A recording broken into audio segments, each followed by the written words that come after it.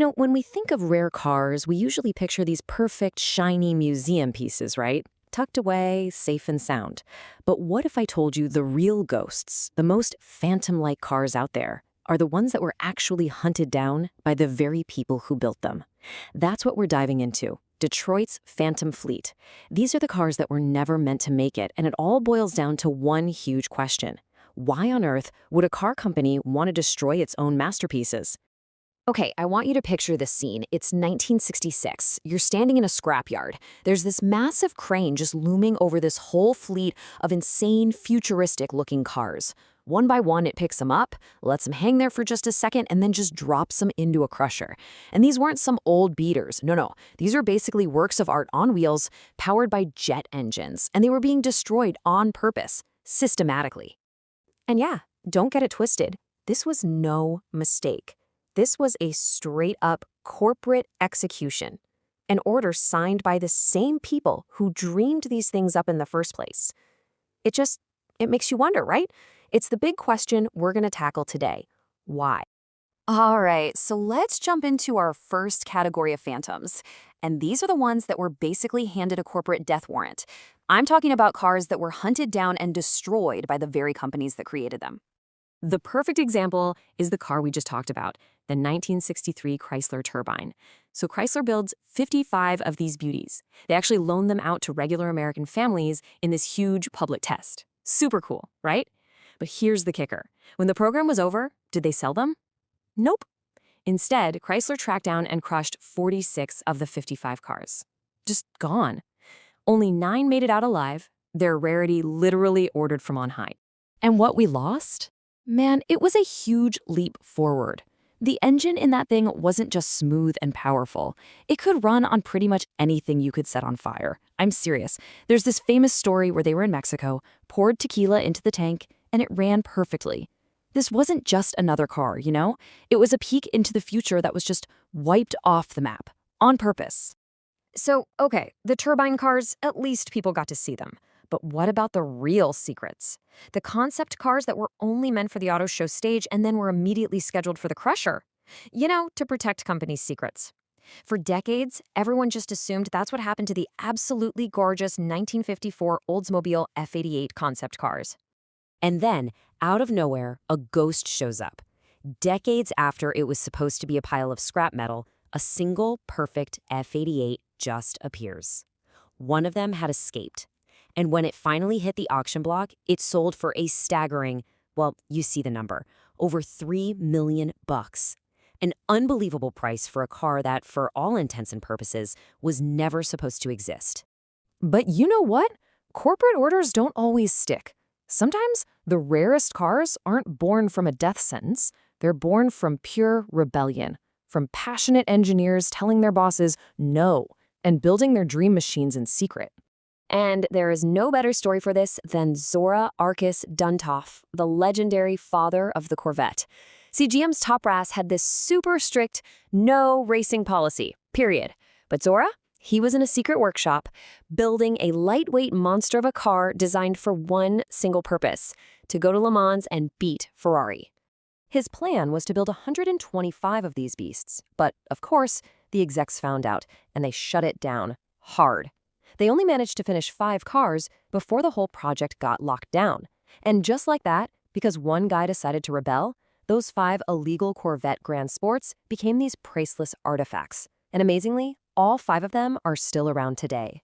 And look, sometimes the rebellion isn't even against the suits upstairs. It's a rebellion against physics or the financial reality of the world.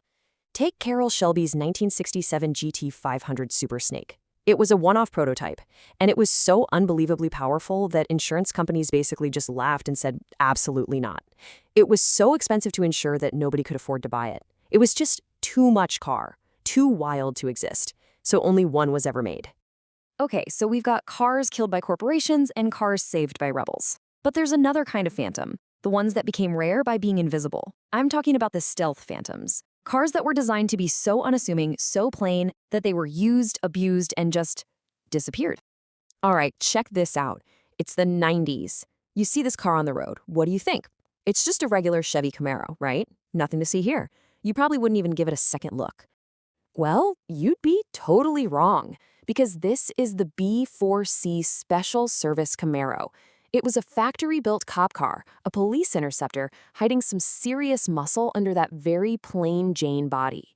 Its whole purpose was to look boring, but be anything but. Yeah, the outside was totally subtle, but underneath, all business. The B4C package meant they ripped out the standard stuff and dropped in a Corvette V8, a heavy-duty pursuit suspension, massive brakes, extra coolers, the whole deal. And because they were built for the toughest police work imaginable, most of them were just driven into the ground and sent to the scrapyard. Finding a clean one today, that's a real treasure hunt. Here's another great one, the GMC Sonoma GT. I mean, look at it. It looks like a truck you'd use for a hardware store run. But this thing could do 0 to 60 in around 7 seconds. That's faster than a lot of sports cars back then. They only made 806 of them, and most people just treated them like cheap work trucks. It's the definition of a phantom hiding in plain sight. All right, now for our last category, and this one, it's kind of the most ironic threat of all. Even if a car dodges the crusher, outsmarts the executives, and survives decades of abuse, it can get erased by the very industry that's supposed to be saving it. So to get this, we have to talk about what an unrestored survivor really is. This is not a car that's been restored to look brand new. It's the opposite. It's a car that's been preserved. It's a time capsule. It still has its original paint, its original interior, all the little dings and scratches that tell its story. Because think about it, a car can only be original once. Let's take one of the most famous cars ever, the 1969 Dodge Charger Daytona. You know, the one with the giant wing. Hundreds were made. But over the last 50 years or so, almost every single one that's left has been restored to be better than new. Perfect paint, perfect chrome, and in that process, the history gets wiped away. Today, the number of Daytonas that still have their actual factory-applied 1969 paint, it's probably in the single digits. We've literally restored the originality right out of them. So when you wrap all this up, the corporate death squads, the secret rebel projects, the sleepers hiding in plain sight, and even the threat of restoration, you start to realize these cars are way more than just steel and rubber. They're the ultimate survivors. And if you want to talk about survivors, there might be no better story than this, the 1907 Thomas Flyer. In 1908, this car won an absolutely insane 22,000-mile race from New York to Paris. It crossed North America, Asia, and Europe, back when roads were barely even a thing. It survived that race, was almost completely forgotten about, but was eventually found and saved.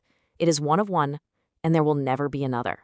And that's the key, right? Whether it's some of the hand-built details on a '53 Buick Skylark, or just the raw, rebellious ambition baked into Zora's illegal Corvette, their real value is that they're time capsules.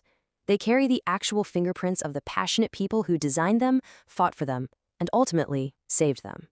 You know, as we head into this whole new future of cars, these phantoms are such a powerful reminder of something important.